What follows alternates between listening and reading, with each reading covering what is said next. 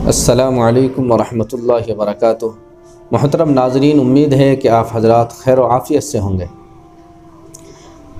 आज मैं आपको एक बहुत ही अहम मसले की तरफ तवज्जो दिलाना चाहता हूँ, क्योंकि चंद दिन बाकी है कि नया साल आने वाला है और नए साल के अंदर जो खुराफातें होती हैं उससे सभी लोग वाकिफ़ हैं, सभी जानते हैं।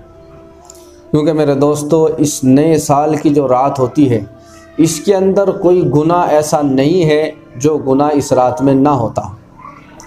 मेरे दोस्तों, लड़कों और लड़कियों का आपस में मिलना, ज़िना करना, फहश और बदकलामी और बुरे काम करना ये तो आम है, और आतिशबाजी करना, पटाखे पटकाना, ज़िना करना और बहुत सारे काम जैसे गिफ्ट देना और इसी तरह से आपस में जो है एक दूसरे को मुबारकबाद देना, ये बहुत सारी रस्में जो है इसमें ईजाद हो गई है। इसलिए मेरे दोस्तों, क्या ये मुबारकबाद देना और आपस में ग्रीटिंग या गिफ्ट देना और आपस में बॉयफ्रेंड और गर्लफ्रेंड का मिलना, ये सब जो है इसमें जायज़ है या नाजायज़ है? इसी मसले की तरफ आज मैं तवज्जो दिलाना चाहता हूँ। क्या शरीयत में इसकी इजाज़त है? क्या सहाबा ने और ताबीईन ने और तबे ताबीईन ने और उलमा किराम ने इसको मनाया है? क्या इसे जायज़ बताया है या नाजायज़ बताया है? इसी मसले की तरफ जो है आज मैं आपको तवज्जो दिलाना चाहता हूँ। आप जो है इसका जवाब सुने, क्या फ़रमाते हैं इसके बारे में उलमा किराम और मुफ्तियान निज़ाम। बहरहाल, नया साल जो है चाहे वो कमरी हो या शमसी हो, यानी चाहे जो है इस्लामी नया साल हो या गैर इस्लामी हो। जो गैर इस्लामी है वो जो है जनवरी से शुरू होता है और इस्लामी जो साल है, नया साल है, वो मुहर्रम से शुरू होता है। तो इन दोनों के बारे में क्या फ़रमाते हैं उलमा किराम?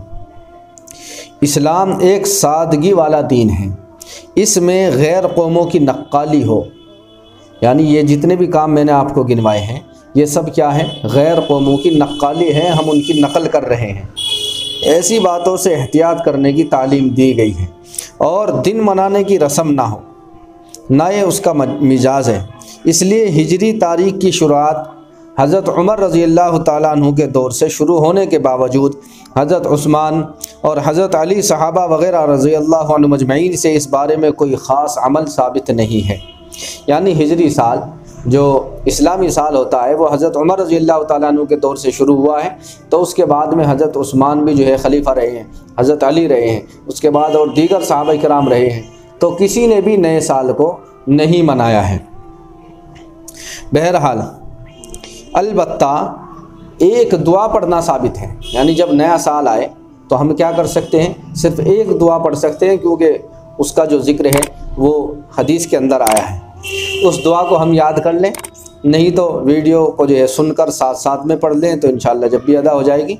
ये दुआ ज़रूर पढ़ लें। क्या दुआ है? अल्लाहुम्मा अदखिलहु अलैना बिल अमन वल ईमानी वस्सलामती वल इस्लामी व रिज़वानिम मिनर रहमानी व जिवारिम मिनश शैतान। ये दुआ आप ज़रूर पढ़ लें नए साल वाले दिन। और अगर मुबारकबाद से मकसूद दुआ हो कि हम जो मुबारकबाद दे रहे हैं हम तो दुआ के लिए दे रहे हैं कि नया साल खैर व बरकत के साथ गुज़रे और नए साल की खैर व बरकत जो है हासिल हो, तो उसकी गुंजाइश है। अलबत्ता सिर्फ़ गैरों की तरह रस्म अदा करना उमूमन रस्म ही होती है, यानी आजकल जो भी ये काम हो रहे हैं आजकल तो ये रस्म ही बन गई है बहुत ज़्यादा, इसलिए आप इससे एतराज़ ही करें, बचें तो बेहतर है।